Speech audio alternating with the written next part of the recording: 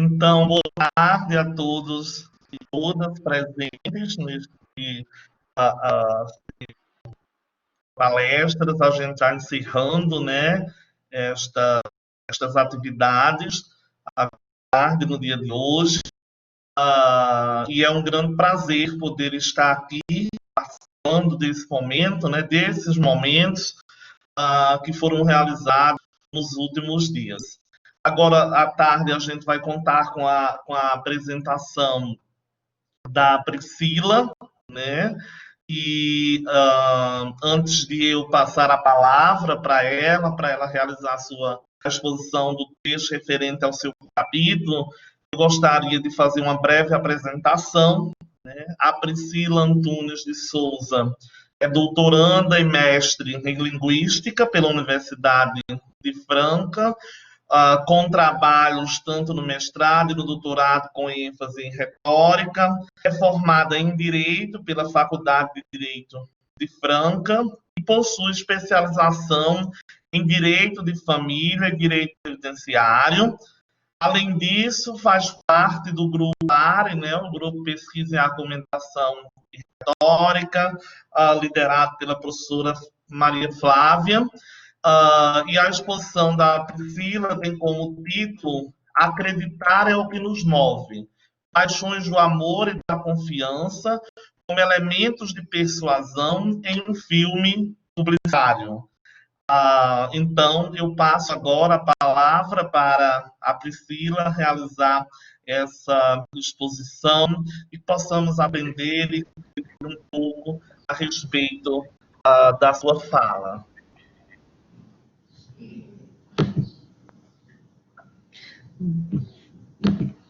Boa tarde, pessoal. Vocês estão me ouvindo bem?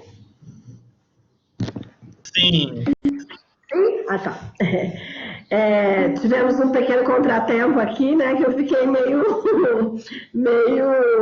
em choque aqui, gente. Juro que essas coisas mexem um pouco comigo. Mas vamos lá. Boa tarde a todos e a todas, né? Obrigada, Ananias, por ter aceitado o convite de ser meu moderador nessa palestra. E, como ele já disse, o tema da minha palestra é acreditar é o que nos move, paixão do amor e da confiança, como elemento de persuasão em um filme publicitário. Nós vamos apresentar análise sobre um filme publicitário, não é sobre a publicidade em si, né? O anúncio publicitário, é apenas uma análise sobre o vídeo. E esse vídeo ele fala sobre inclusão, sobre diversidade funcional, ele fala sobre superação de obstáculos, e por isso escolhemos esse vídeo, porque acreditamos que a inclusão, o tema inclusão e deficiência e diversidade funcional, esse tema por si só, ele tem o poder de despertar paixões na gente, né? Só esse tema, eu acho que a hora que a gente já ouve falar, já vê alguma coisa a respeito, isso já desperta alguma coisa na gente, né? Por isso a escolha desse tema. Ao invés de a gente falar deficiência ou incapacidade, a gente vai utilizar o termo diversidade funcional. Por que a escolha desse tema? Acreditamos que esse tema, ele não é um tema exclusivo, ele é um tema que inclui. Porque a gente não... uma palavra, né? Um termo. Ele é inclusivo, ele não denigre a imagem da pessoa, ele não é um termo pejorativo. Então, a gente acredita que essa palavra, diversidade funcional, ela traz uma forma de melhor expor as nossas ideias, aquilo que a gente pensa sobre esse tema. Vamos falar um pouquinho sobre a história da diversidade funcional ao longo da história, né? Nos primórdios, no começo daquilo que a gente tem entendimento sobre a história, as pessoas com diversidade funcional não eram sequer considerados seres humanos. Como eles viviam em climas muito hostis, de ter que estar sempre abandonando um lugar e indo para outros em busca de comida, de abrigo, para fugir de pestes, de animais e etc., essas pessoas eram abandonadas, eram deixadas à própria sorte, ou eram até mesmo mortas pela sociedade ou pelos próprios familiares. E isso aconteceu, além desses primórdios, que eram um ambiente extremamente hostil, extremamente difícil, né? Aconteceu também em Roma, que já era um pouco mais civilizado, mais avançado. Roma, na civilização romana, as pessoas que nasciam com algum problema genético, algum problema físico, essas pessoas, elas também eram mortas pelos pais, pelos familiares, pela sociedade. Inclusive, no livro A República, Platão, ele faz menção sobre isso, inclusive dizendo para que isso seja uma atitude louvável em razão das condições daquela época. Então, era o que se pensava na época, né? Em seguida veio a Segunda Guerra Mundial, que teve como uma de suas bases, né? Não foi a única base, mas uma de suas bases a eugenia, que é a seleção, o aprimoramento da raça pela genética, né? E após essa Segunda Guerra, os direitos dos seres humanos como um todo passou a ser reconhecido pelas pessoas. Ai, gente, eu tô com uma alergia para variar, né? O direito dos seres humanos como um todo passou a ser reconhecido, não de tudo que foi acontecendo durante essa Segunda Guerra, né? E logo em seguida, em 1945, as Nações Unidas ela elaborou uma carta que inaugura uma nova era de respeito ao direito a todas as pessoas, não apenas as pessoas com qualquer diversidade que fosse. Um respeito ao direito de todas as pessoas como um todo, né? Então, vem essa evolução após a Segunda Guerra, que o direito das pessoas veio evoluindo, né? Em 1948, após essa carta, temos a Declaração Universal dos Direitos Humanos, né? Que reitera todos esses valores dos seres humanos. E em 1988, com a nossa Constituição Federal, quando a gente começou a retomar a nossa democracia dentro do nosso país, a nossa Constituição, ela reiterou valores universais. E esses valores são até hoje reiterados e reafirmados no nosso ordenamento jurídico, né? Tanto que a nossa Constituição Federal é chamada, né, de Constituição Cidadã, porque ela prevê vários direitos que abarcam todas as pessoas e todos os direitos como um todo. O trabalho, a vida, a saúde, a educação, a informação, né? Para que esses direitos não sejam novamente violados, como já foi em outras épocas. Em seguida, em 2006, a Convenção dos Direitos da Pessoa com Deficiência na ONU, que essa convenção teve sede em Nova York, ela também foi assinada por 170 países que se comprometeram a afirmar esse direito das pessoas com diversidade funcional. 10 anos, pouco menos de 10 anos depois dessa convenção, em que o Brasil também foi subscritor, né? Nós promulgamos o Estatuto da Pessoa com Deficiência, que é a Lei 13.146 de 2015, que abarca aí como um todo todos os direitos das pessoas com diversidade funcional. Então, ali a gente vê nesse estatuto um monte, vamos dizer assim, né? Vários direitos desde o nascimento, desde a constituição de casamento, e esse estatuto ele veio para também aprimorar as demais leis, como o Código Civil, Processo Civil, Direito Penal, Processo Penal, que também foram se amoldando a essa nova realidade que a gente vive hoje, né? Nós vamos embasar a nossa análise, primeiramente, na teoria retórica, né? Nas paixões aristotélicas, na trajetória das paixões de Figueiredo, que é a principal base da nossa análise, né? E também poder verificar os elementos que despertam paixões nesse vídeo. Vamos utilizar os elementos multimodais, como as cores, as formas geométricas e a música. Essa campanha foi uma campanha publicitária feita pela empresa LG Lugar de Gente, uma campanha publicitária que foi desenvolvida para o final de ano, né? Tanto que, se eu não estou enganada, dia 17 de dezembro foi quando essa campanha foi lançada. E ela tinha como slogan: acreditar é o que nos move. Essa empresa, a gente percebe que ela tem como valores a confiabilidade, a cumplicidade, o humanismo, a superação e a transparência. E tudo isso vem explicitado nesse vídeo, em razão dessa campanha. Podemos ver que quando a gente olha nas redes sociais dessa empresa, a gente percebe que não é só uma questão de colocar no papel que essa é a missão deles. A gente percebe que é uma empresa muito inclusiva, a gente percebe que tem muitas pessoas com diversidade funcional trabalhando ali, muitas mulheres, muitas pessoas negras. Então a gente percebe que realmente é uma empresa que traz isso para dentro dos seus valores, né? Então, por isso que é uma empresa que trabalha muito nessa questão social, nessa questão de identificação, de humanidade, de empatia, e por isso acreditamos que ela tenha colocado ao ar essa campanha publicitária. Essa campanha ela foi produzida pelo Estúdio Graficinema, estúdio de animação, com a participação do nosso ex-professor aqui do curso, né, do professor Fernando. E é uma grande honra para mim poder analisar um vídeo que ele produziu junto com a NP Propaganda, né? E quando eu fui fazer essa análise, eu pedi algumas informações para ele, pedi opinião também depois da análise pronta.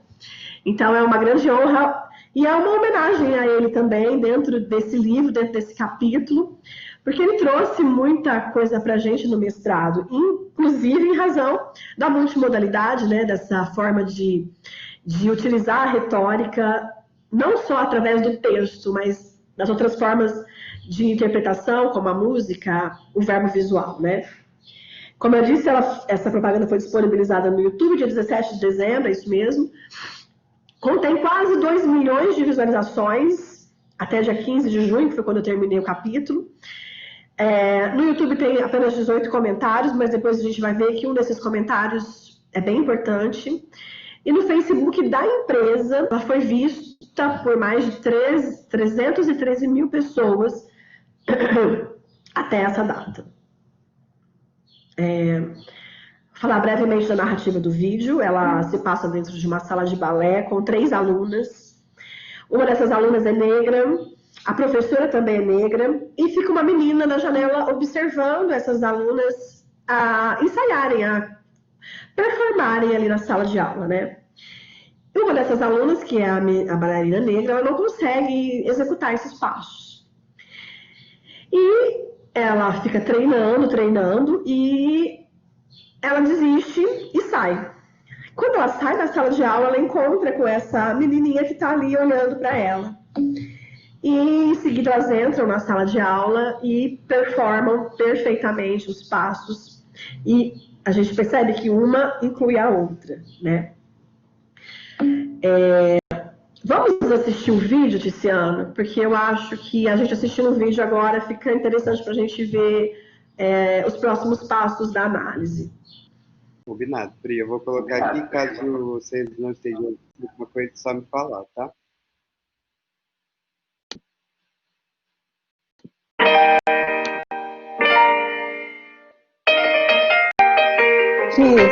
Disse, tem que compartilhar a imagem do Google antes de colocar. Eu acho que eu tenho que parar de compartilhar a minha. Deixa eu parar. Isso. Não é... Tenta agora. Na hora que tiver aqui a imagem, a gente te avisa para soltar, tá, Tis? Deu certo? Não, ainda não. Agora sim, pode soltar.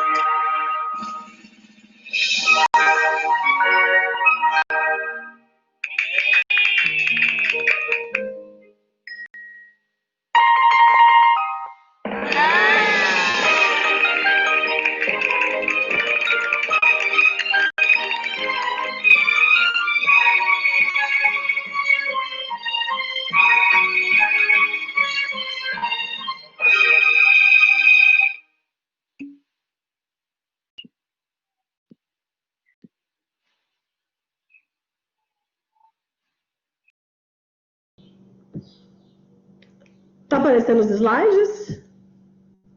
Tá, Pri. Sim. Tá? Sim. Deixa eu... Não é uma gracinha o vídeo, gente? Outra coisa, estão todos acordados? Hã?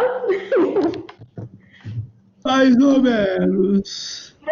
Básicas da planta.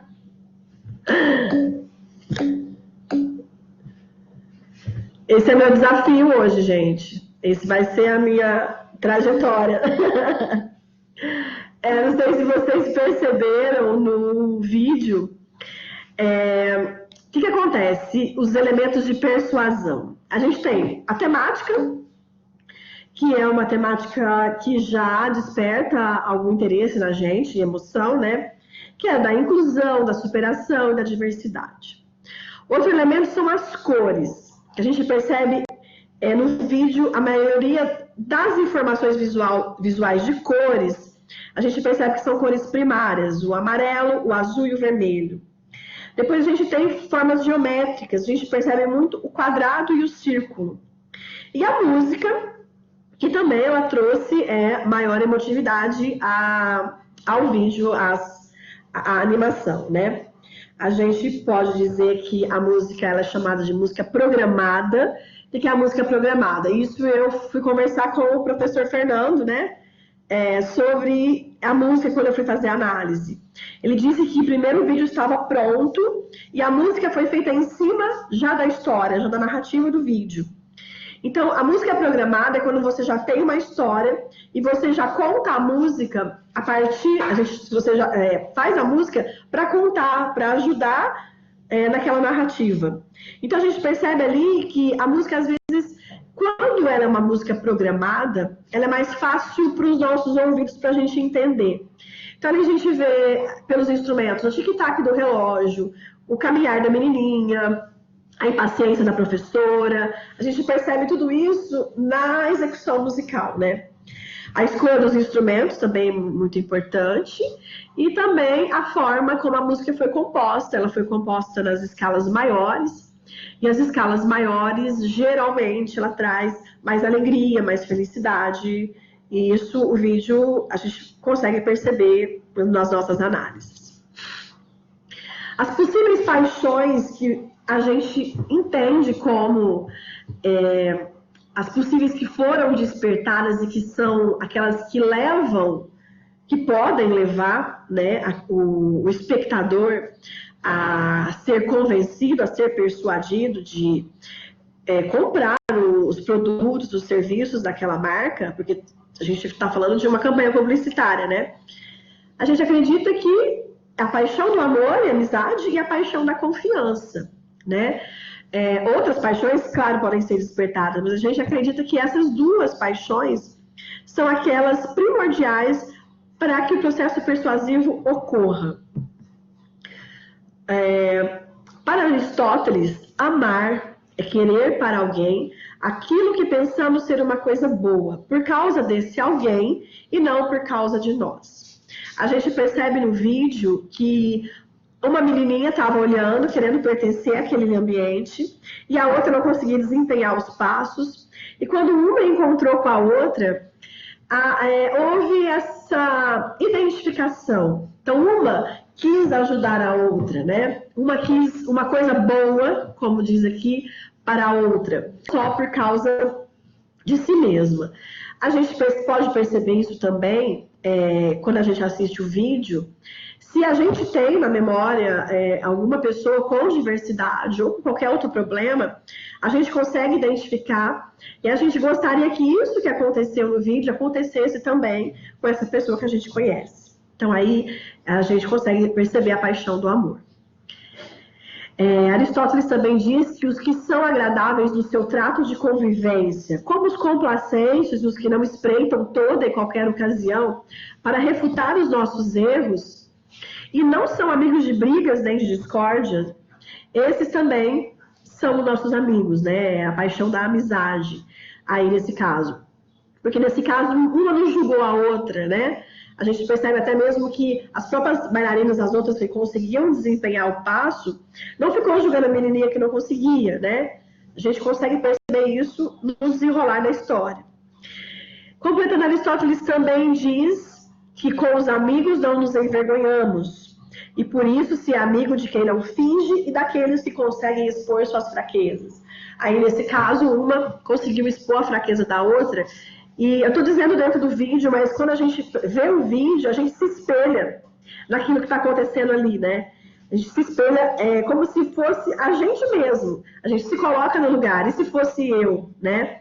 Essa paixão seria despertada em mim? Esse sentimento aconteceria comigo? Eu agiria dessa forma, né?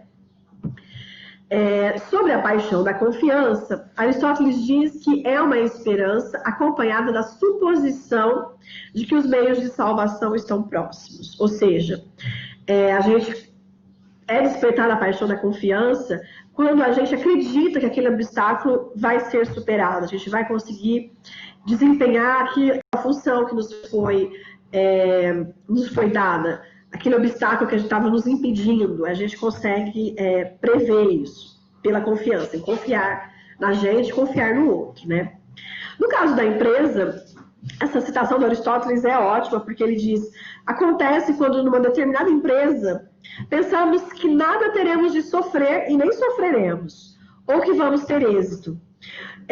Quando a gente vê uma empresa colocando nas redes sociais, colocando na mídia, um vídeo como esse, que preza pela diversidade funcional, que preza pela inclusão, pela superação de obstáculos, a gente já começa a entender, falar, eu posso confiar nessa empresa para ser um colaborador dela, para poder ser um parceiro dessa empresa, porque não é uma empresa que preza por questões que eu também prezo, né? Para aqueles que se identificarem, claro. A trajetória das paixões de Figueiredo, então eu acho que esse é o meu grande desafio aqui essa tarde, né? Porque de manhã tivemos o Farney, todo poético, né? E a gente ficou encantada. Depois tivemos o Delcio, todo apaixonado, né? E eu venho muito mais objetiva, acredito, muito mais racional, tentando colocar cada elemento do vídeo dentro das caixinhas da disponibilidade, da identificação, do despertar das paixões, da mudança de julgamento, da ação. Então eu acho que esse é o meu grande desafio essa tarde, né? Porque viemos de duas palestras adoráveis, né? Que foram encantadoras, todo mundo adorou. Então esse é o meu grande desafio, ser muito objetivo agora, ser muito racional nesse momento. Mas que também é importante, acredito, para que a gente consiga entender cada etapa dessa trajetória que a doutora Maria Flávia nos propôs a estudar, né? A disponibilidade, como ela diz, é uma prateleira imaginária, né? Onde o orador, primeiro ele precisa conhecer o seu auditório para saber bem qual caminho ele vai seguir. E algumas pessoas elas estão mais disponíveis emocionalmente para algum determinado assunto ou não, né?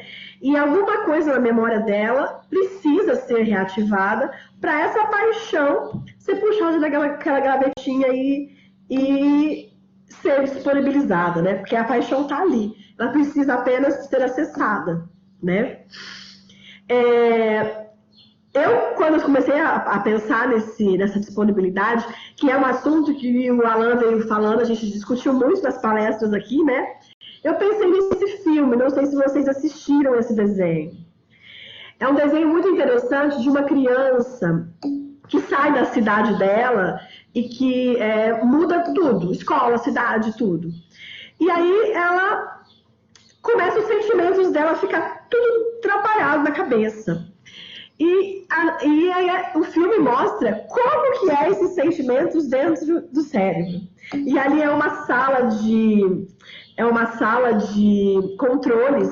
E aí tem o medo, a tristeza, a alegria, a repulsa, a raiva.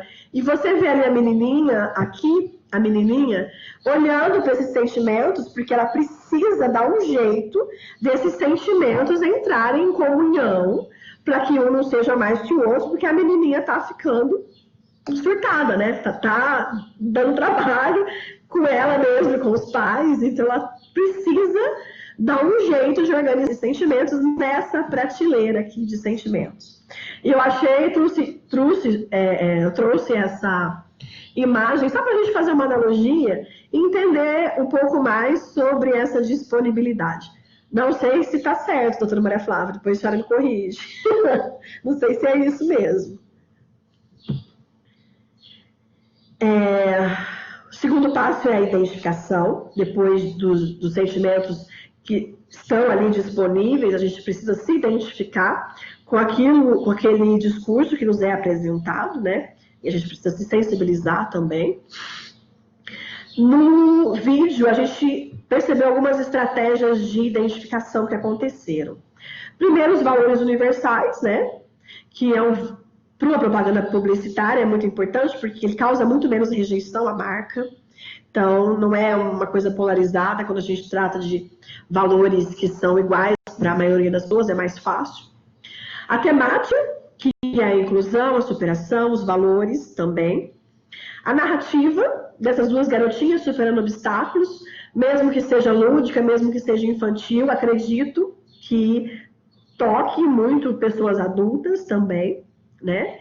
E esse acionar de memórias e fantasias, que são momentos que as pessoas já vivenciaram, de memórias passadas, de expectativas que elas têm em relação à vida, que seriam, no caso, a paixão da confiança também, né?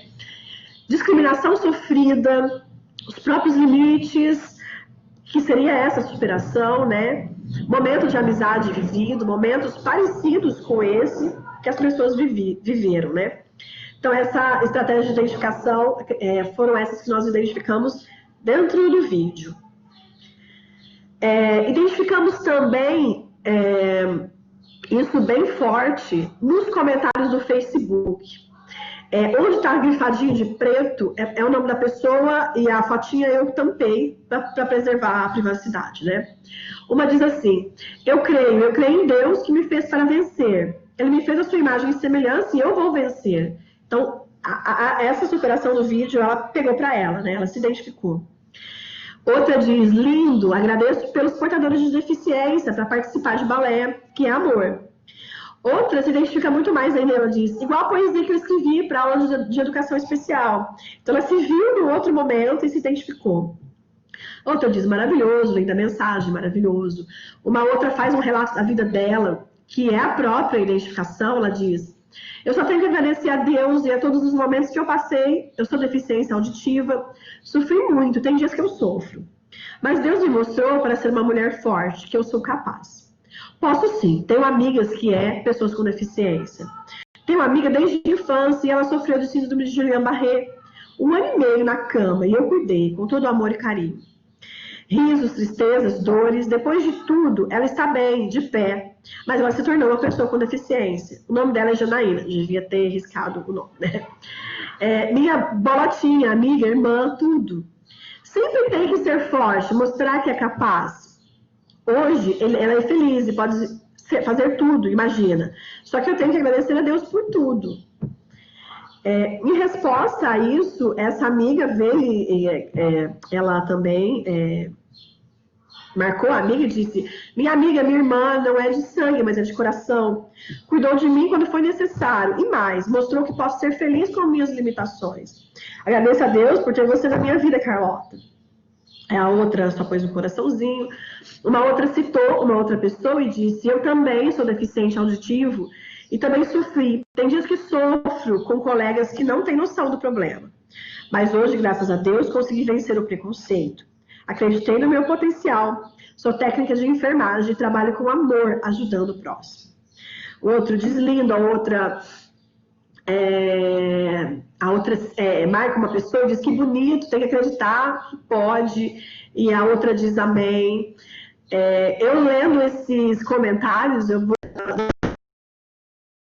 arrepio, né? É uma alteração física que eu sinto, porque eu achei muito tocante isso. Um vídeo, né, que a gente percebe que é tão, às vezes, lúdico, tão infantil, e tocar dessa forma as pessoas, né? E essa identificação continua acontecendo nos comentários. Eu não coloquei todos os comentários aqui. Eu selecionei alguns, né? elas continuam marcando pessoas, tá vendo? Esses grifadinhos. Ela fala, fulana, esse vídeo é sua cara, aqui, ó, marcando pessoas, para que essas pessoas possam ir ali e ver esse vídeo, porque essas pessoas também acreditam que aquelas ali vão se identificar com aquilo, né? Passado essa identificação, a gente passa para o despertar das paixões.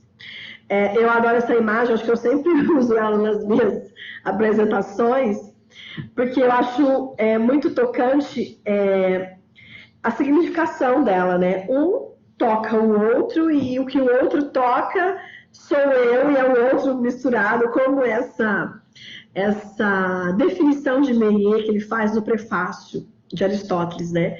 Ele diz, as paixões, elas cristalizam as relações recíprocas e fixam as imagens da própria natureza do eu no outro. As paixões são as respostas às representações que os outros concebem de nós. As representações que nós fazemos dos outros, que eles representam na nossa imaginação. É um jogo de imagens, eu vejo e ele vê. Eu acho que talvez é por isso que quando eu leio aqueles depoimentos que as pessoas se identificam, talvez é por isso que eu arrepio, porque essa paixão foi despertada em mim, porque eu vi o outro, eu me vi daquela pessoa também, né? Então isso é o que eu acredito que seja essa definição de Meillet. Depois, se eu estiver errada, vocês me corrijam, hein, gente? Esse despertar dentro da animação, a gente pode ver pelas reações emocionais, físicas ou internas. Provavelmente alguma pessoa tenha assistido esse vídeo, como eu, e leu, e arrepiou. Outras podem ter sentido dor, outras podem ter chorado. Outras podem ter ficado alegres, né? A produção audiovisual, ela utiliza elementos que trazem verossimilhança às cenas. As cores utilizadas, a amarela, a cor azul, a cor vermelha. As formas, o quadrado e o círculo. A música, que ela é tocada em tom maior, que causa alegria e também indica paixão. E a narrativa, né, da inclusão, da superação, da amizade. Eu acho que o Farney usou essa mesma imagem aqui que eu usei na apresentação dele. Seguindo, sobre as cores. Dondiz nos mostra que a cor, ela tem muita afinidade com as emoções. E ela é impregnada de informações. Ela é uma fonte de comunicados visuais. E está associada a muitos significados simbólicos. Então, por isso que trouxemos essa significação das cores dentro dessa narrativa como um elemento de persuasão e de despertar de emoções, né? Ele continua dizendo que a percepção da cor é o mais emocional dos elementos específicos do processo visual. Ela tem grande força e pode ser usada com muito proveito para expressar e intensificar a informação visual. O poder retórico das cores, eu trouxe aqui o círculo cromático, né? Então, as cores mais presentes no vídeo, como já dissemos, são as cores primárias, o amarelo, o azul e o vermelho. E todas essas cores trazem juntos elementos significadores dentro do texto multimodal. O amarelo, em síntese, dentro desse vídeo, representa a inclusão e o pertencimento. E o azul, a exclusão e também a confiança. Depois a gente vai ver isso. Não coloquei aqui, mas ele também significa isso. E o vermelho, ele aparece depois, trazendo o acolhimento. E as cores, elas vão dando pistas sobre o que vai acontecer na narrativa. Porque quando a gente assiste o filminho, a gente não percebe que a menina tem diversidade funcional. A gente não sabe por que ela está ali espiando. O que acontece com ela? A gente vai perceber isso só ao final, né? Uma das características das cores, segundo Dondiz e Farina, né? A cor, eu grifei aqui as cores que são semelhantes. Por exemplo, o amarelo tem significação de ação, assim como a vermelha. Alegria, assim como a vermelha. O calor, assim como a vermelha. Divindade, assim como o azul. Estimulação, assim como a vermelha. Nobreza, assim como o azul. E poder, assim como o vermelho. O azul se identifica com a vermelha pela... cadê? Pela... Não existe identificação. Não tem. Ficou um pouco confuso esse quadro, mas é só para a gente poder definir quais que são as cores que se assemelham por significação, segundo a teoria da comunicação visual, né? Então, vamos analisar os quadros aqui. A gente percebe que a maioria da informação visual de cor, a gente percebe que são tons de amarelos, né? São vários tons de amarelo. E a gente, pela significação das cores, a gente percebe que o amarelo, ela, por ser também uma cor que a gente pode chamar de cor quente, ele abre os espaços, ele traz calor, ele traz atividade, ele traz inclusão. Então, a gente percebe que desse lado de dentro estão as pessoas que estão, no caso, incluídas. Estão pessoas que estão em movimento, pessoas que estão dentro de um lugar que a menina de fora, que está significada pelo azul, que significa frieza, que significa exclusão, que significa vazio, que significa fechamento, né? Então, a gente pode perceber aqui que o lado de dentro, significado pelo amarelo, é o lado inclusivo. E o lado de fora, o lado exclusivo. E até... lado de exclusão, né? Até a gente percebe que ela está do lado de fora, né? Do outro lado, está observando. Depois do desenrolar da narrativa, que a menininha tenta desempenhar os passos e não consegue, ela desiste. E ali, nesse momento, aparece uma mochilinha vermelha no cantinho da imagem. E ali a gente já percebe que um outro elemento de cor visual começa a aparecer, né? E aí o azul já começa a ficar mais intenso, o vermelhinho, o azul, né? E aqui, quando ela já sai, já vai para o mundo exterior, a gente percebe que o azul é muito mais intenso, o amarelo quase não tem, né? O cabelinho da menina, a tiarinha azul e a mochilinha. Então, a gente percebe que houve a inclusão do vermelho como forma de trazer alegria, de trazer vitalidade, de trazer proximidade, de trazer mais calor a essa cena, porque temos aqui muito azul, que significa frieza. Então, essas cores, elas vieram para trazer mais acalanto, mais calor, para equilibrar, né? Também o vermelho, ele tem um significado também de felicidade. Passando daí, ela fica impaciente para poder, esperando que ela não chega, né? Ela entra e a hora que todas elas estão na sala, que elas todas já adentraram a sala de balé, todas as cores estão ali dentro deste ambiente. E traz mais alegria, traz mais conforto, traz mais acolhimento, sai daquela inclusão, exclusão, para trazer uma afinidade, para trazer uma proximidade, que é o que a cor vermelha representa, segundo a teoria da comunicação visual. Próximo elemento é o elemento das formas geométricas, né? Então, diz, explica que o quadrado se associa a enfado, honestidade, retidão, esmero, e o círculo, infinitude, calidez, proteção, né?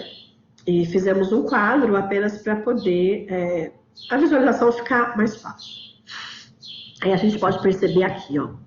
No início, quando tudo é amarelinho, tons de amarelo, a informação visual de formas geométricas são quase todas quadradas. Ó. O piso, os quadros, a janela, a barra, né? O próprio corpo da professora, né? A gente percebe, tá tudo quadradinho ali, ó. até a sombra, né?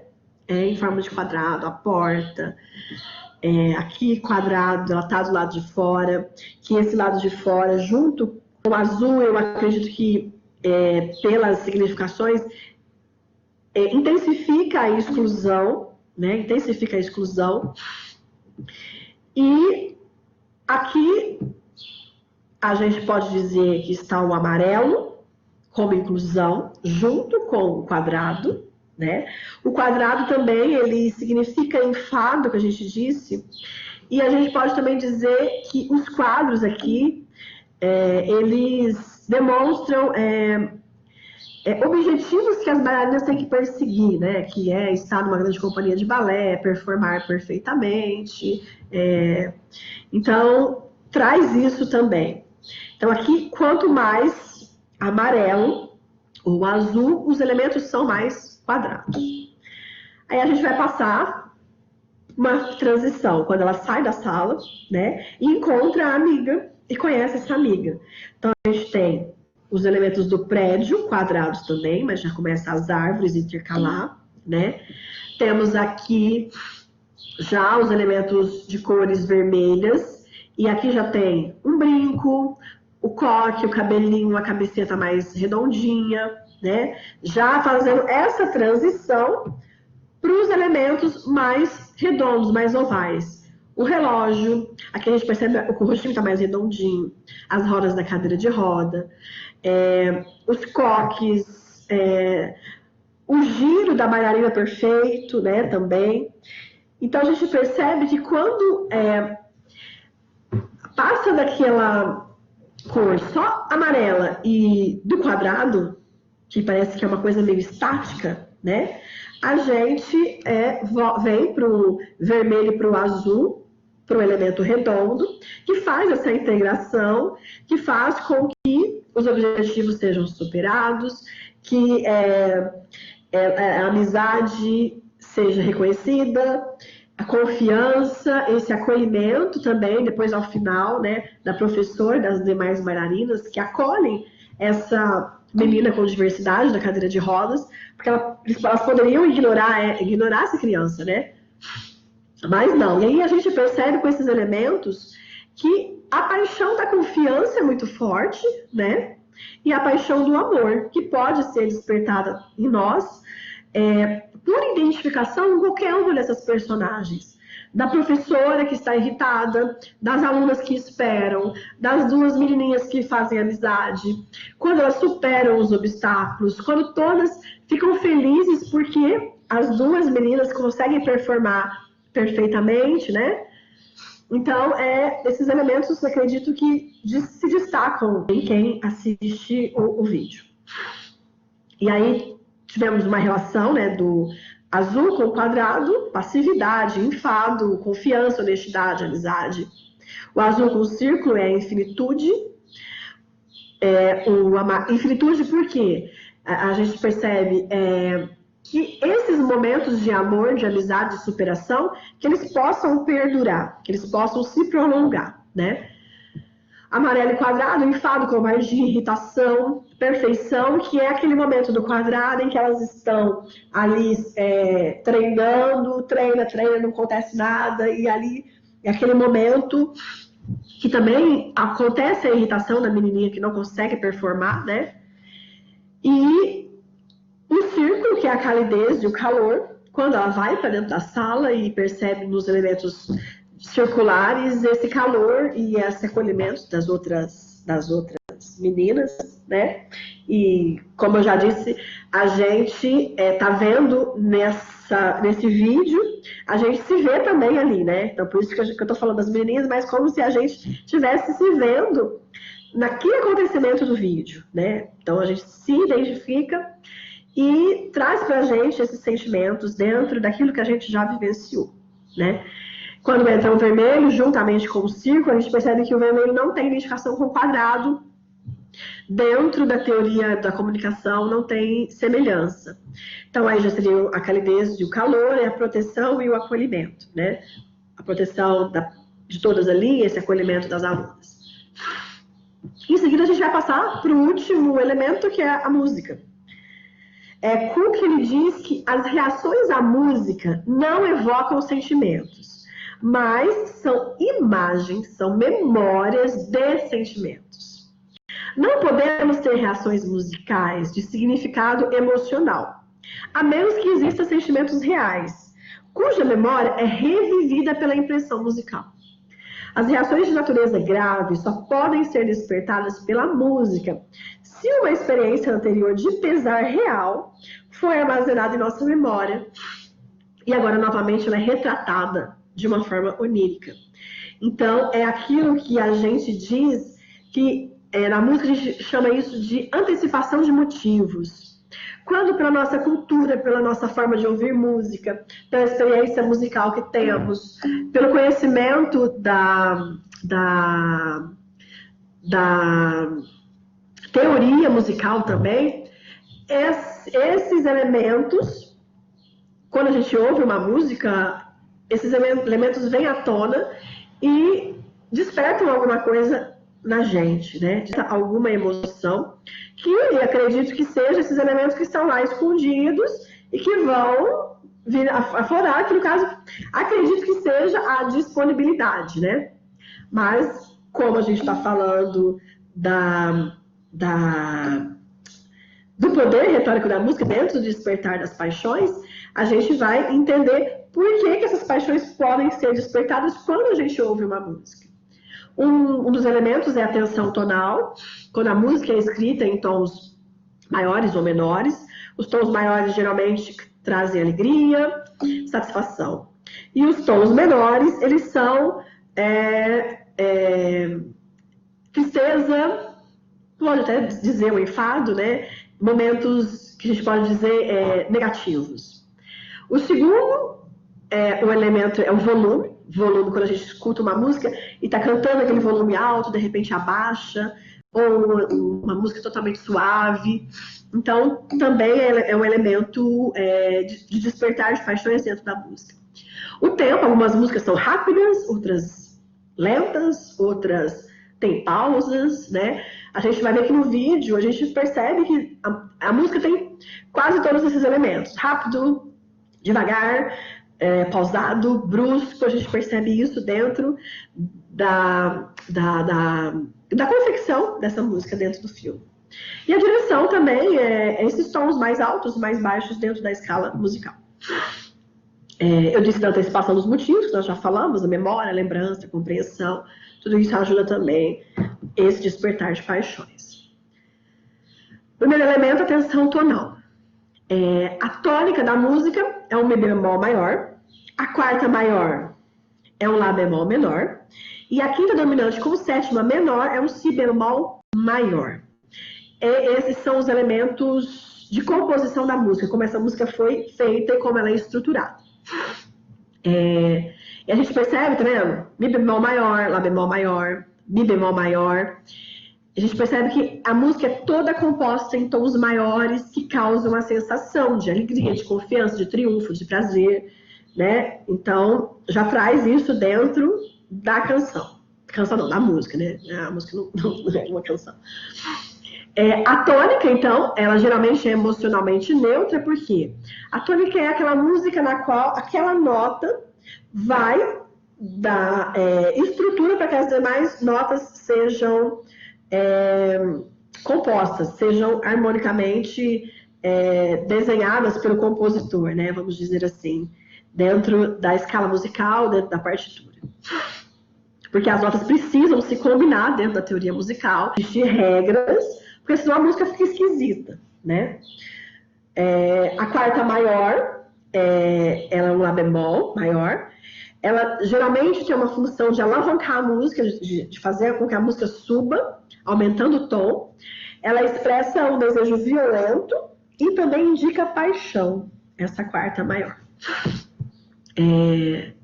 A última é a quinta dominante com sétima menor, ela é uma nota neutra também, porém ela tem um fluxo de intermediação. De que esse fluxo de intermediação? É esse fluxo de passar de uma nota para outra.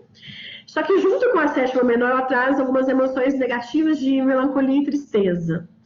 A gente percebe isso em alguns momentos da música, né? Vamos analisar aqui.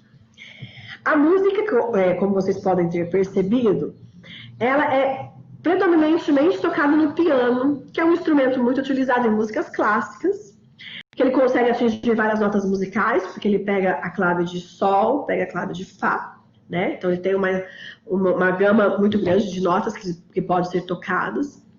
E é um instrumento geralmente que acompanha peças de balé, como eu trouxe aqui nesse exemplo da figura. No início do vídeo, a música, ela começa a tocar de forma pausada. Mas enquanto a professora vai executando os movimentos, ela vai ficando mais fluida. No momento que a bailarina olha pela janela e percebe que tem alguém que está olhando, essas teclas do piano são tocadas uma a uma, dando a impressão de que alguma coisa vai acontecer, como se fosse um suspense. E o xilofone marca essa expectativa. O xilofone é esse instrumento aqui. Eu queria só que vocês ouvissem a música rapidamente.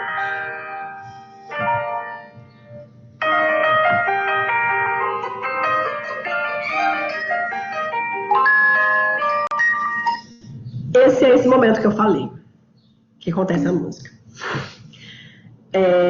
Em seguida, na execução dos passos de cada uma das alunas, a música vai lembrar um rodopio. Mas quando chega na aluna negra, que não consegue desempenhar, as notas são tocadas de modo pausado e vai demonstrando hesitação por causa disso. No momento que a bailarina negra executa o passo erroneamente e cai, o que percebe é um passar desordenado dos dedos sobre o teclado do piano. Quando passa os dedos de uma vez, que todo mundo já brincou disso, né? Com algum teclado, algum piano que já teve. E em seguida as notas são tocadas mais vagarosamente, que dá a sensação de tristeza, porque a garota está caída no chão. Presta atenção.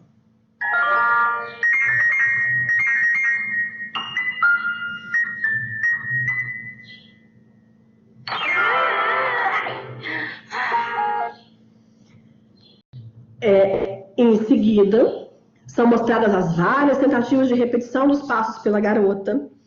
E nesse período, as notas são tocadas rapidamente por várias vezes, até que uma pausa é feita, que marca, essa pausa vai marcar, a desistência da bailarina em continuar o treino. E aí a gente percebe também, não sei se existe esse oposto da paixão da confiança, depois vocês me ajudem aqui, né? E a gente percebe isso também com a cor amarela, as formas quadradas, essa desistência dela pela narrativa. A gente pode perceber a frustração, né? E essa frustração também pode ser despertada na gente que está assistindo o vídeo. Ouçam esse pedacinho.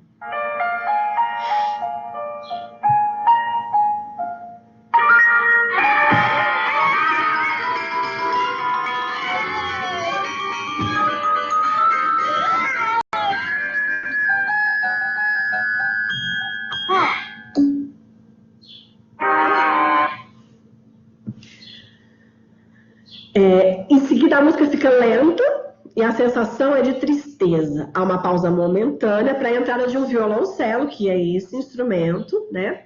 Que tem um dos tons mais baixos da escala musical e que também, sempre que a gente ouve esse instrumento, parece que nos remete à tristeza, né? Parece que já é meio que assemelhado, a gente já percebe mais ou menos uma tristeza quando a gente ouve ele. Quando a garota sai da sala de balé, o piano também faz uma base para um violoncelo que entra, né? Faz também a base para o violoncelo que já está tocando. E ela vai caminhando, perceba na hora que eu colocar ela caminhando, vocês vão perceber que esse xilofone vai marcar o passo dela, esse andar da garotinha. No instante que as jovens se encontram, as notas já são mais destacadas, ou seja, são mais fortes, mais marcadas. E depois vão se tornando mais rápidas, tocadas ao piano, o que traz um efeito de alegria pelo resultado do encontro das duas, da simpatia, né?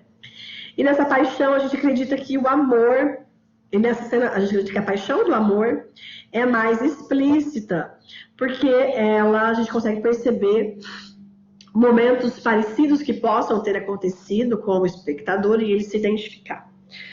Vamos só ver esse pedacinho.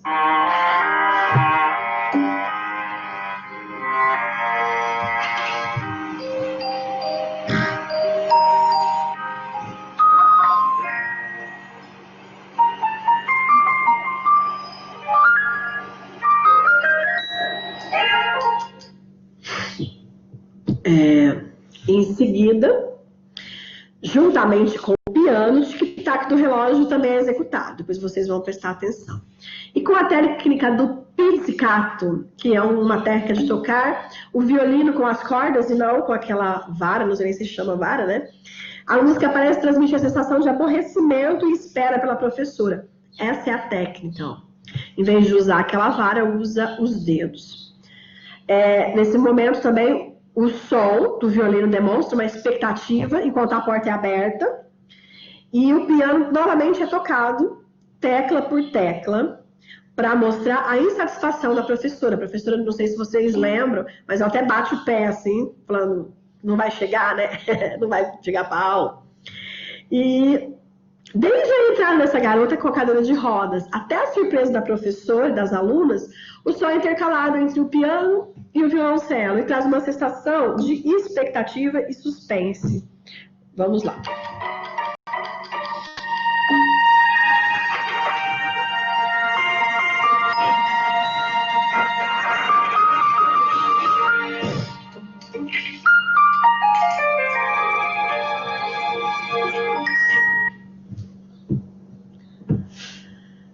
A partir dessa cena, os elementos retóricos analisados, que são as cores, as formas e a música, ela está todo em conjunto. Então, a gente percebe que a partir desse momento, todos esses elementos já estão dentro da cena.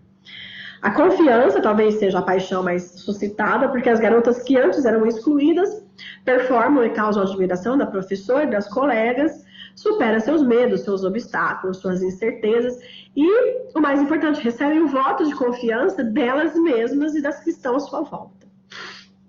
Vale destacar também que esse é o ápice da história, né, o momento do desenrolar da narrativa. Então, nesse momento, os espectadores estão mais emocionalmente envolvidos, né? E com a entrada das garotas na sala, os movimentos da música passam a ser mais rápidos. Até o momento que a garota da cadeira de rodas, ela se coloca em posição para executar o passo. E caixas são ressoadas como se fosse uma surpresa.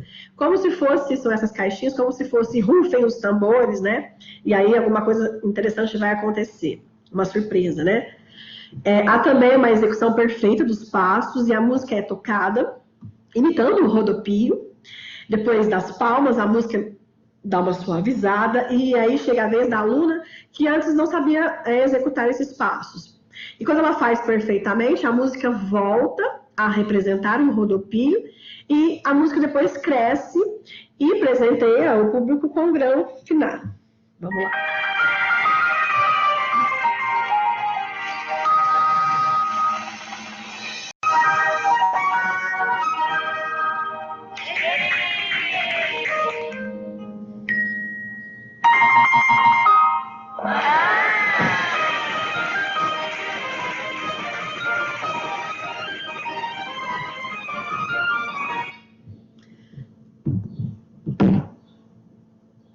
Então, a gente pode perceber que a música é muito importante nessa construção dos sentidos e dos elementos do convencimento, né?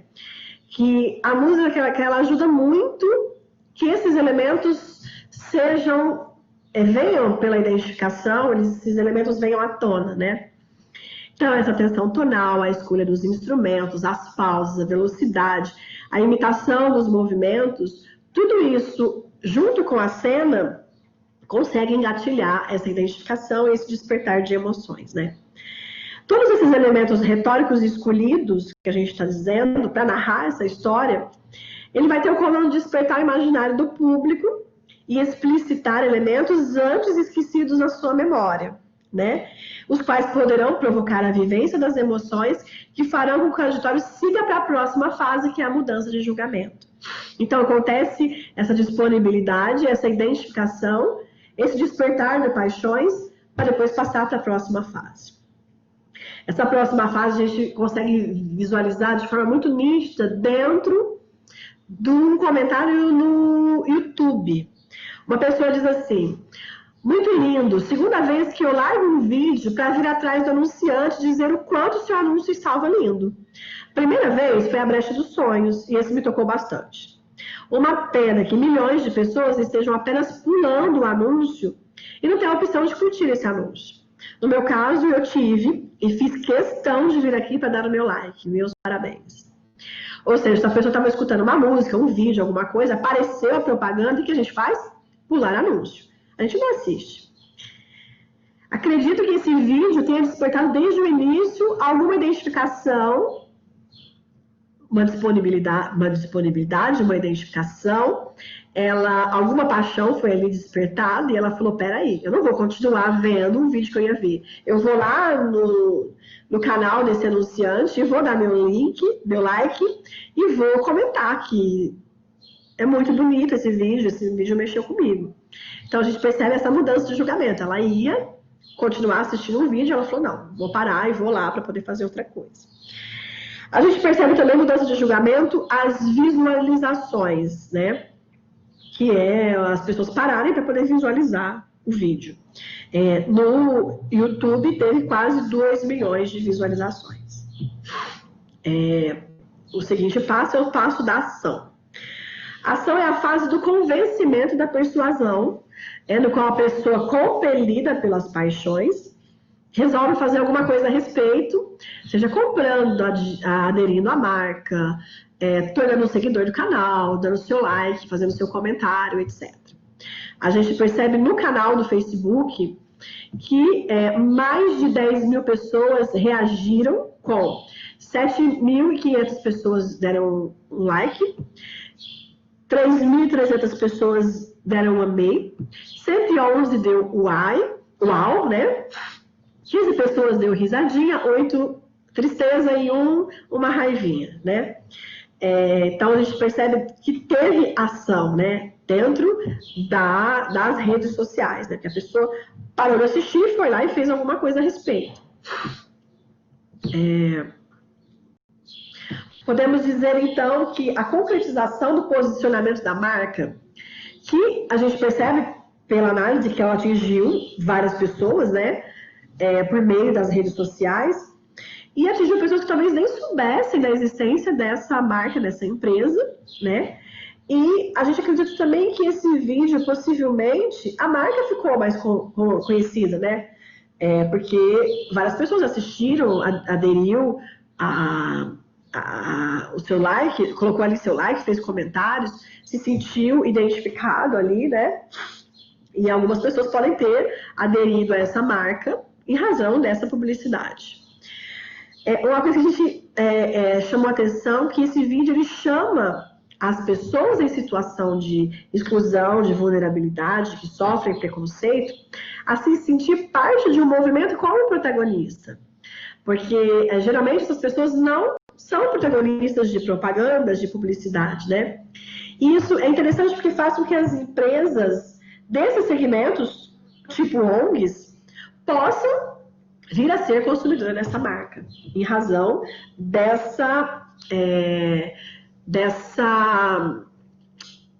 como que eu posso dizer, dessa ideia que ela colocou nesse vídeo, né? E vamos para as conclusões.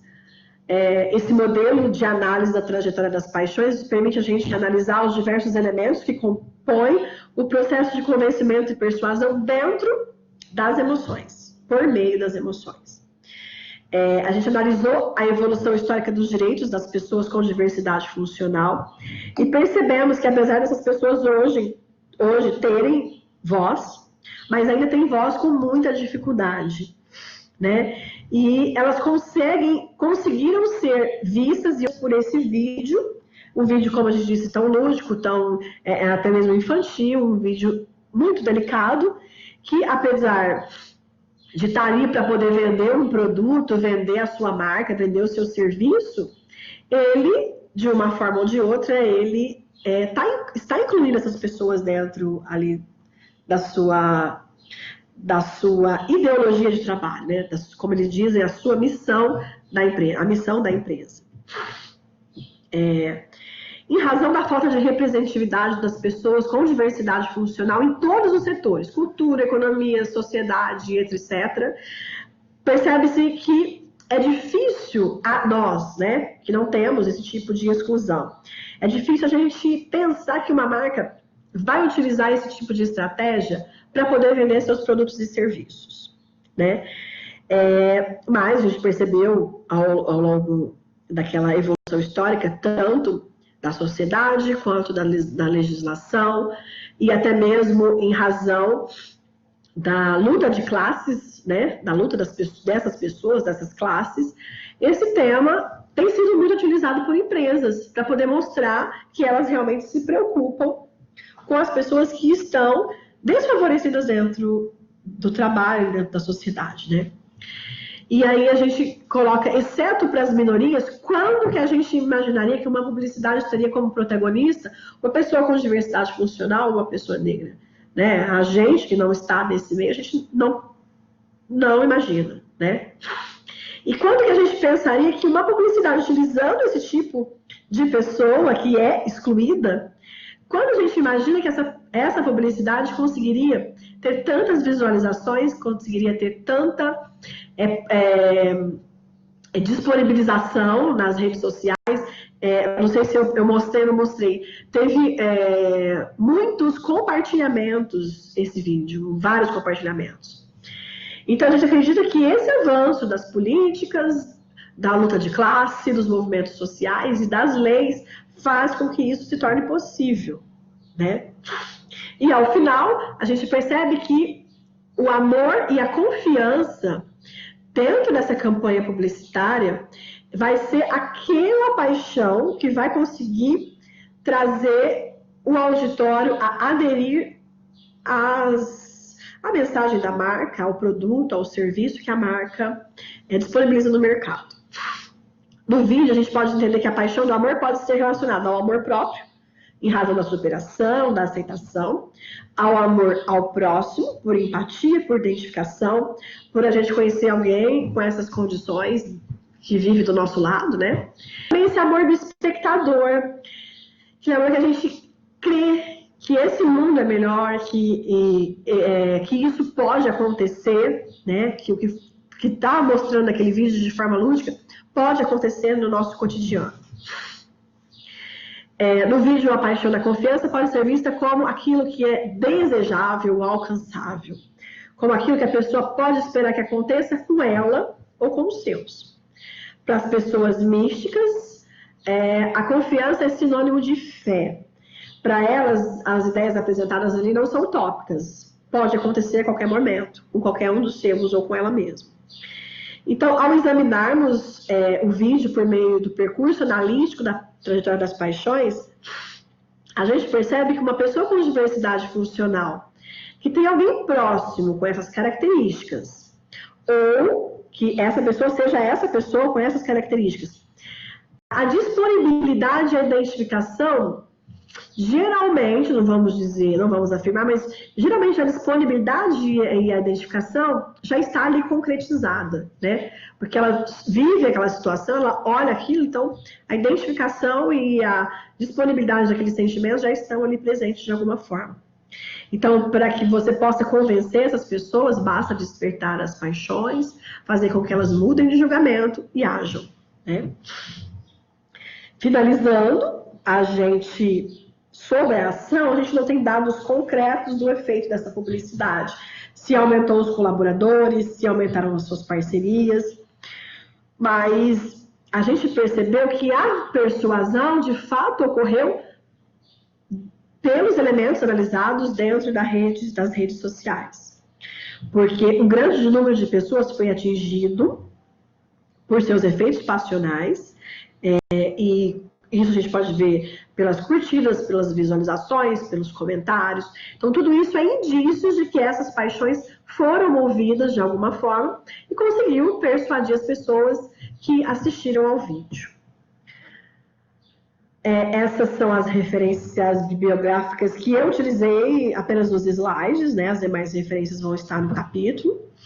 E muito obrigado, espero que ninguém tenha dormido.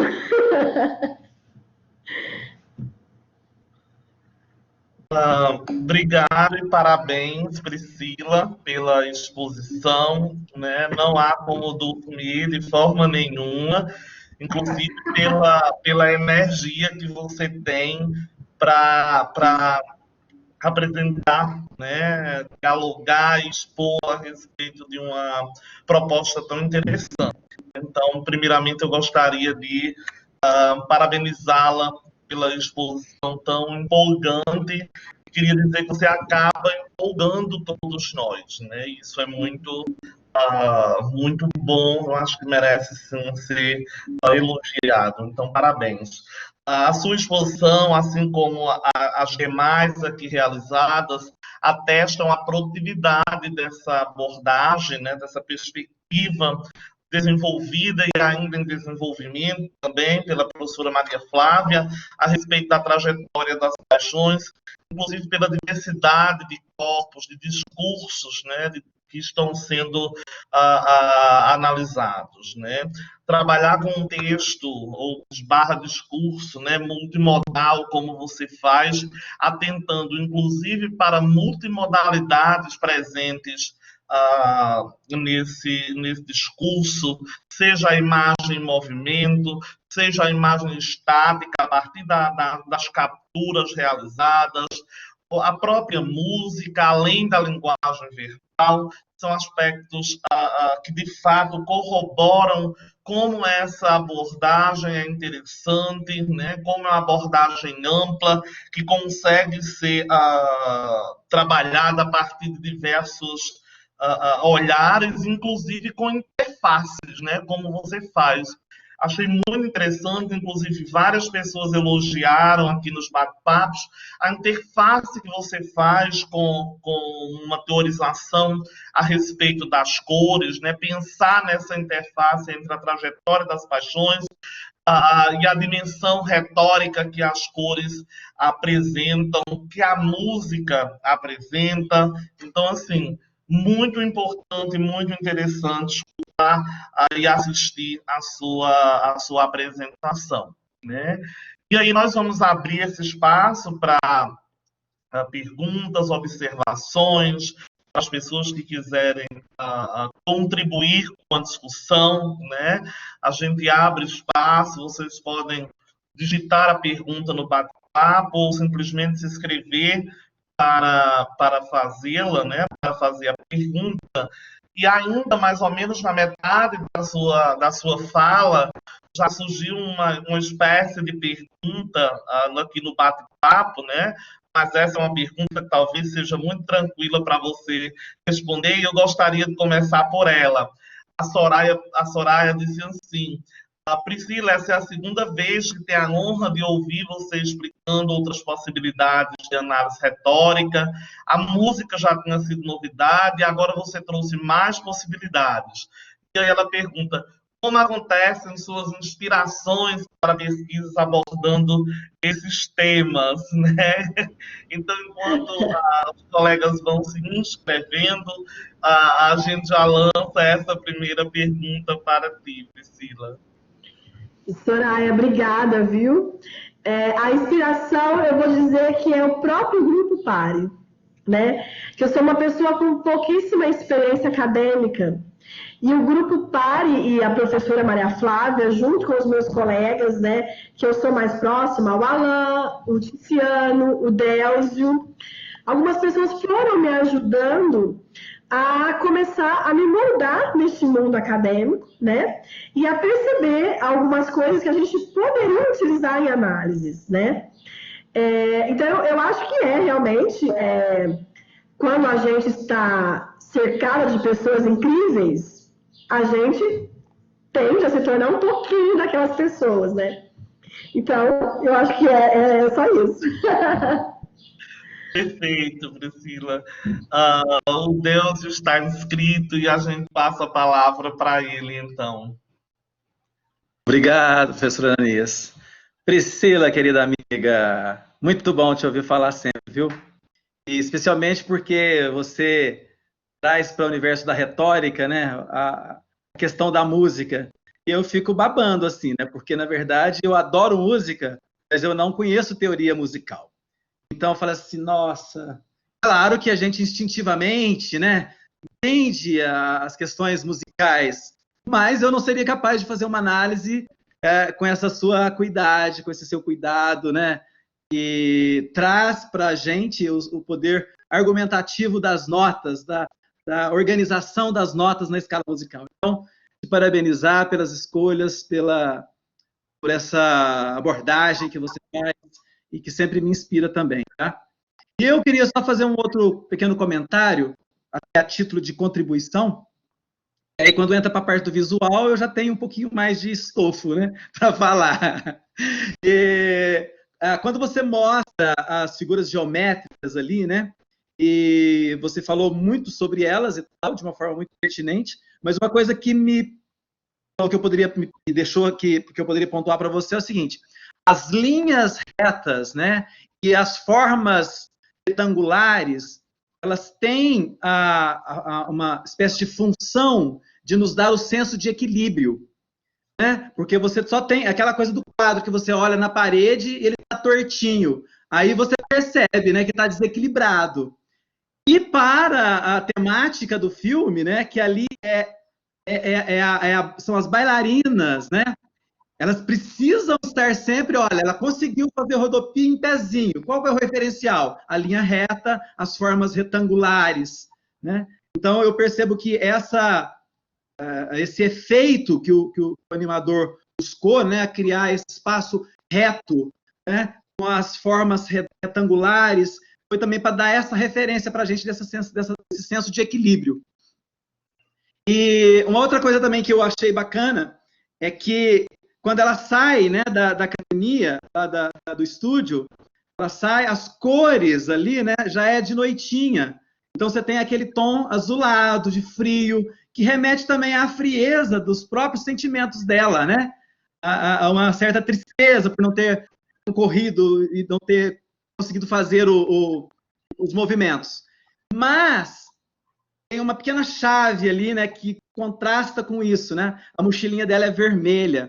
Isso nos traz essa antecipação de que a paixão vai se destacar ali.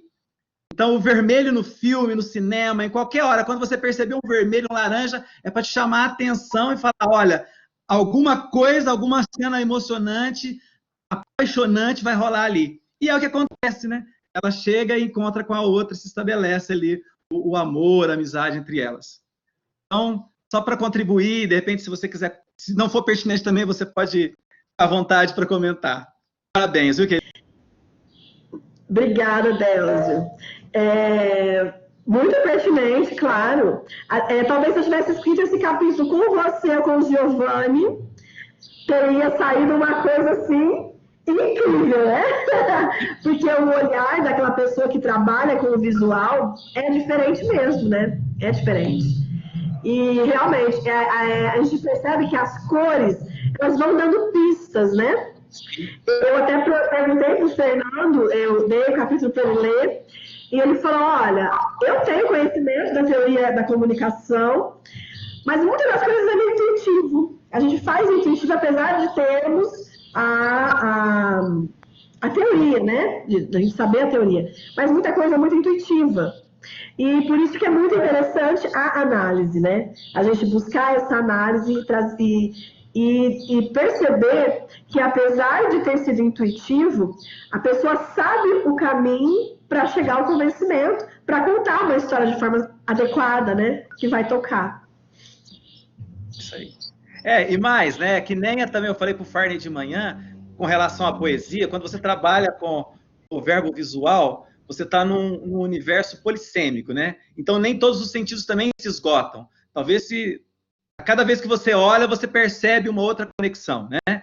E isso é um pouco ingrato, né? Para o verbal, você lê o texto e tudo bem, se não for um texto poético, está lá. Mas o verbo visual já é um pouco mais complexo mesmo e é assim mesmo. Mas, parabéns, foi ótimo, amiga. Tudo de bom, viu bem?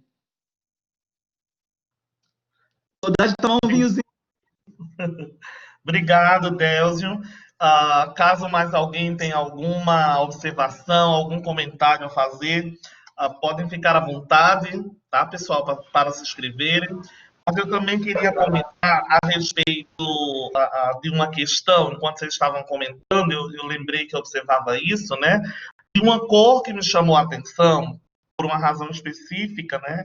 Que é a cor da própria roupa dos personagens, o preto, né? Sobretudo nesse universo de discussão sobre inclusão, o preto ele acaba tendo algumas significações relativas às vestimentas das pessoas, né? Por exemplo, ultimamente eu tenho trabalhado numa equipe de pessoas que trabalham com interpretação de língua brasileira de sinais. E, por exemplo, uma questão é toda a interpretação é feita pelo intérprete com roupa escura, porque isso evita que as pessoas mirem muito mais em detalhes das roupas do que nos gestos, por exemplo. Então, fiquei atento também para essa questão de que a própria roupa das bailarinas, da própria professora, todas são escuras, exceto da roupa da menininha, né? Depois também, se você quiser comentar a respeito disso, seria legal. Eu pensei em fazer essa análise, mas eu já achei meu capítulo tão longo que eu falei, se eu começar, porque eu já achei que coloquei muitos elementos ali, eu poderia ter falado talvez só das cores, ou só das formas, ou só da música. E eu sou muito... quis falar de tudo, né? E o capítulo ficou enorme. E eu realmente queria ter falado disso, que parece... tá na roupinha delas, no cabelinho também, de algumas, né? O cabelinho é marronzinho, mas a maioria é preto, né? Na sapatilha, que eu acredito que essa cor também veio para trazer, primeiro, uma marcação dentro daquela, não sei como que eles falam, do plano visual, acho que seja assim que deve dizer, uma marcação do plano visual para poder ficar mais marcado, mas também eu acho que se a gente for analisar, também tem essa questão de demonstrar aquele sentimento de não vou dizer de fúnebre, porque não tem nada fúnebre ali, mas de, como que a gente pode dizer, de uma espera, de uma decepção com os próprios sentimentos. Eu não cheguei a fazer análise, mas eu pensei em um monte de coisa, e eu cheguei a anotar no papel, né? Também peguei algumas significações, mas eu falei, não, vou parar por aqui, porque senão vai virar a tese do meu doutorado. Que já ficou bem nesse capítulo. Perfeito. O Valmir e a Sara estão inscritos e eu gostaria de passar a palavra agora para o Valmir e logo em seguida a Sara.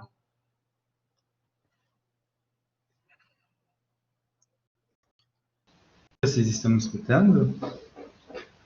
Sim. Sim, Valmir. Eu queria só falar, nossa, que apresentação maravilhosa, viu? Eu fiquei maravilhado com a sua apresentação e eu queria comentar, a gente conversou essa semana sobre seu tema de pesquisa principal e tudo mais, e eu acho que se você prestar atenção em todo o retorno que você teve nos comentários, em tudo que todo mundo está comentando, pode ter certeza que você não vai ficar perdida na música.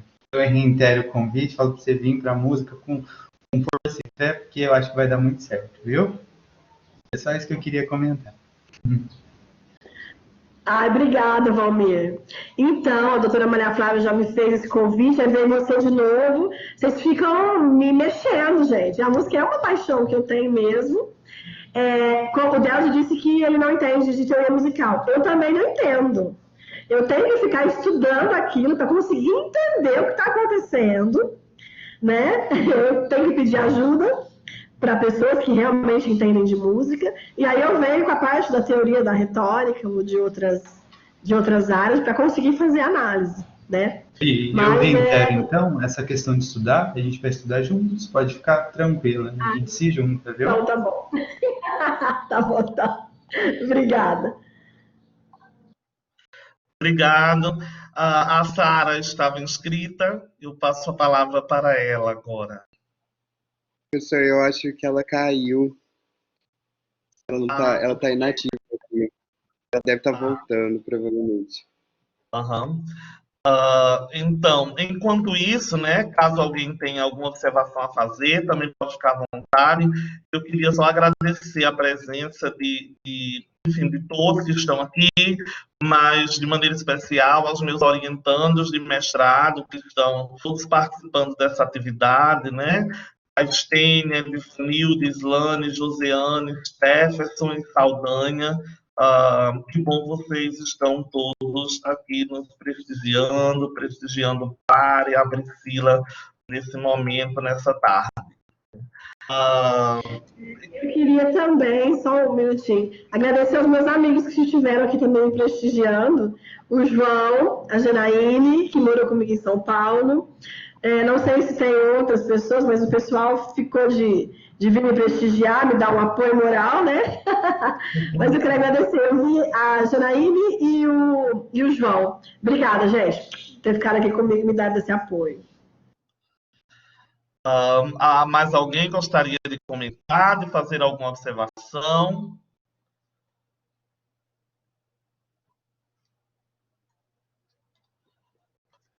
Eu tinha mais outra observação a fazer também, Priscila, só a título de comentário, né? Como essa propaganda, ela, mesmo que ela seja voltada para um público em geral, mas eu acho que ela toca de maneira muito especial, sobretudo crianças que assistem a essa propaganda. E nesse caso, ela acaba até tendo um viés meio que pedagógico, né? Porque ela pode ser utilizada com esse viés pedagógico. Então, eu fiquei pensando também que emoções ela despertaria também em crianças, sobretudo. Seriam outras possibilidades, evidentemente, né? Mas como isso poderia ser analisado, seria muito interessante também de se pensar, né? Como essa propaganda acaba tocando, mexendo com as emoções de um público infantil. O que você acha? Eu não pensei nisso, mas num dos comentários do Facebook, tem uma menininha que coloca assim: realmente esse passo é muito difícil de ser feito. A gente treina e sempre cai. Num dos comentários, eu não coloquei. Então, a identificação com o público infantil já está aí, né? A gente percebe por esse comentário. Eu não coloquei, mas ela fala isso. Ela põe até o nome do passo lá, tem um nome, né?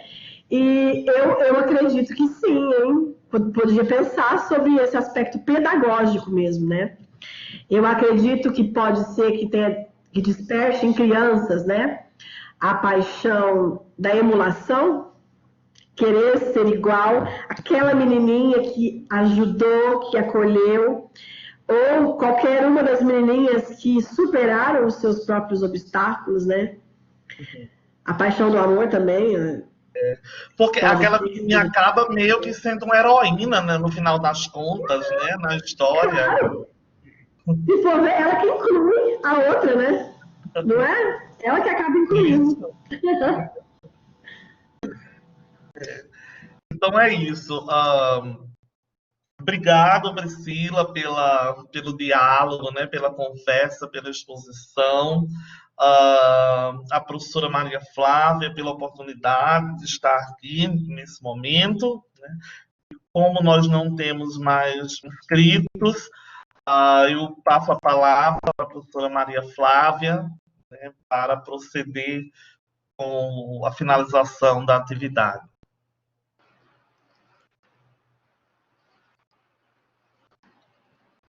Que bom que você me passou a palavra, Ananis, para eu ter a oportunidade de dizer para a Priscila que você me enche de orgulho.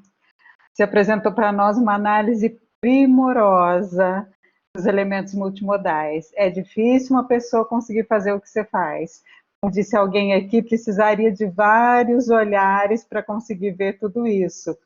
Você, sozinha, conseguiu, né, juntar todos esses olhares e apresentar para a gente. Muito obrigada, meus parabéns. Viu? Passo agora, então, a palavra ao Ticiano. E é isso, hein, Priscila? Que dia que é esse, hein, gente? A pura poética em todos os lugares. Agora com uma poesia multimodal ainda por cima, né? Parabéns, Priscila. Gente, então nós vamos agora para